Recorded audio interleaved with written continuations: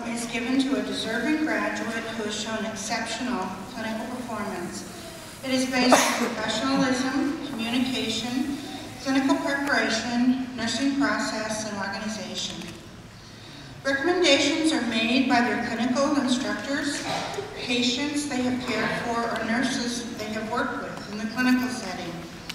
These recommendations were made throughout the nursing program, starting in first quarter.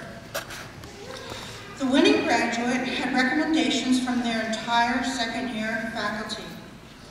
The winner will receive an individual plaque. Their name will be added to the plaque that we have displayed in the nursing department, and a letter from the director, Director Myers, for their portfolio and a new stethoscope to start off your career with.